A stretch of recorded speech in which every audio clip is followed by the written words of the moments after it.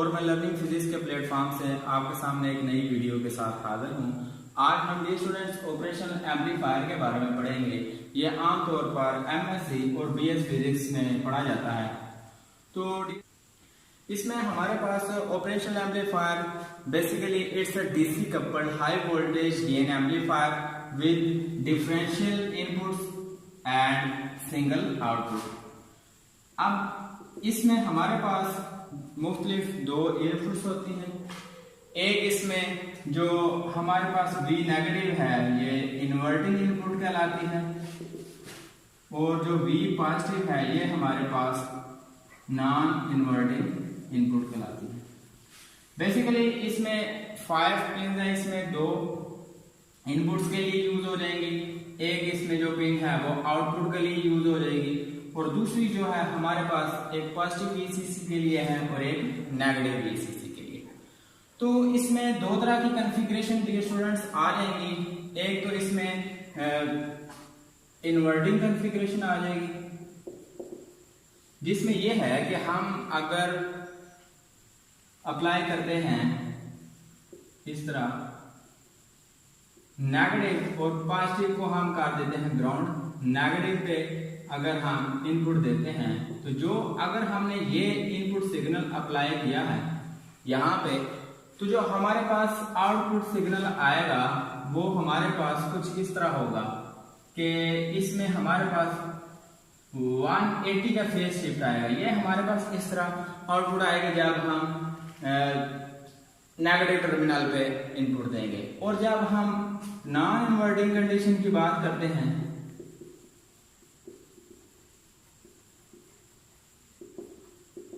तो non inverting condition में क्या होगा कि हम अगर ये हमारे पास ऑपरेशनल एम्पलीफायर है तो इसमें हम नेगेटिव को ग्राउंड कर देते हैं और पॉजिटिव टर्मिनल पे हम इनपुट अप्लाई करते हैं।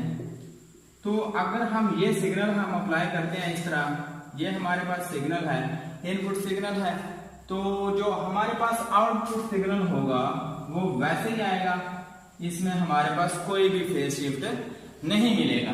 तो इसमें दो तरह की कॉन्फ़िगरेशन है, और जो हमारे पास ऑप एम्प की हम आईसी यूज करते हैं, इसमें जो ऑप एम्प की आईसी यूज होती है वो 741 है, जो 20 ट्रांजिस्टर्स पर मुश्तमिल होती है, और इसमें 11 रजिस्टर्स यूज किए जाते हैं। ये हमारे पास इसकी ऑपरेशनल एम्पलीफायर की दो कॉन्फ़िगरेशन थी, इन्वर्टिंग और नॉन इन्वर्टिंग। इसके बाद हम इसकी कैरेक्टरिस्टिक्स को देखते हैं। डियर स्टूडेंट्स, इसके बाद हम डिस्कस करते हैं इसकी कैरेक्टरिस्टिक्स के। हमारे पास जो इसकी ऑपरेशनल एम्पलीफायर है ऑप एम्प है, ये इसकी कुछ कैरेक्टरिस्टिक्स हैं। तो इसमें फर्स्ट ऑफ ऑल इसकी इनपुट इम्पीडेंस आ जाती है। Input impedance basically is the ratio of input voltage to the input current. कि अगर हम इम्पीडेंस की बात करते हैं तो ये हमारे पास it is the ratio of input voltage to the input current. अब इसमें जो इसकी इनपुट इम्पीडेंस है ये बेसिकली हमारे पास रेजिस्टेंस ही है, जिसको R इन कहते हैं। अब अगर हमारे पास ये नेगेटिव टर्मिनल है, ये पॉजिटिव टर्मिनल है, तो इन दोनों टर्मिनल्स इनपुट्स के दरमियान जो रेजिस्टेंस बेसिकली होगी वो होगी। अब इसमें इसकी value, its value is very high,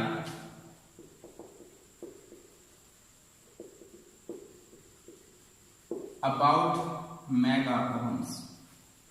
अब इसकी जो इनपुट इम्पीडेंस है वो बहुत ज्यादा होती है, इसकी वजह से इसमें जो इनपुट्स के दरमियान जो करंट है वो ट्रेवल नहीं करता और हमारे पास आउटपुट पे इसकी मैक्सिमम वैल्यू मिलती है। इसके बाद जो इसके आउटपुट इम्पीडेंस की बात करते हैं, सेकंड इसकी कैरेक्टरिस्टिक में आउटपुट इम्पीडेंस। अब अगर हम आउटपुट इम्पीडेंस की बात करें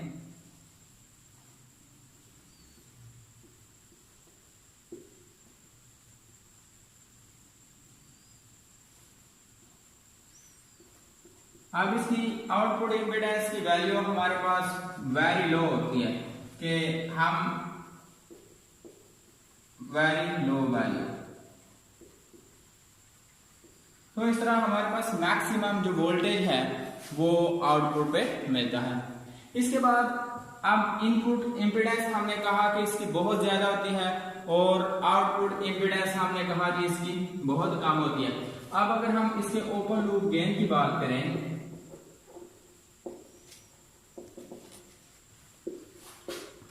तो open loop gain basically it is the ratio of output voltage to the input voltage.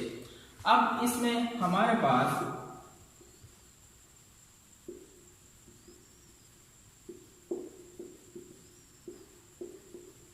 अगर हम इसके आउटपुट वोल्टेज की बात करें तो अब इसमें voltage difference V positive V negative, इसको V इनका नाम दे देते हैं। तो आप जस्ट वैल्यू पुट करें तो A ओपन लूप गेन इसमें V out by V plus V minus आ जाएगी और ये हमारे पास इसकी वैल्यू आ जाएगी जो इन दो इनपुट वोल्टेज का डिफरेंस है और इसकी रेशो होगी आउटपुट के साथ and it's value is very high. और इसकी जो ओपन लूप गेन की वैल्यू आमतौर पे 10⁵ इसकी वैल्यू हम इसमें कंसीडर करते हैं, it's value is very high. अब इसमें अगर हम नॉइज क्रिएशन की बात करते हैं तो it has zero noise creation. ये इसकी फोर्थ जो कैरेक्टरिस्टिक है कि इसमें नॉइज क्रिएशन बहुत कम होता है। इसके बाद जो इसकी फिफ्थ, अगर हम इसकी फिफ्थ कैरेक्टरिस्टिक की बात करें तो बैंड विड्थ इसकी इनफाइनाइट होती है। अब ये जो ऑपरेशन एम्पलीफायर है ये किसी भी फ्रीक्वेंसी को हम इसके थ्रू पास करवा सकते हैं और ये किसी भी फ्रीक्वेंसी को प्रोसेस कर सकता है। जैसे हम लो पास फिल्टर की बात करते हैं, हाई पास फिल्टर की बात करते हैं और बैंड पास फिल्टर की बात करते हैं, तो ये किसी भी फ्रीक्वेंसी को क्या कर सकता है, प्रोसेस कर सकता है। तो आज हमने ऑपरेशन एम्पलीफायर के बारे में पढ़ा कि ये है क्या।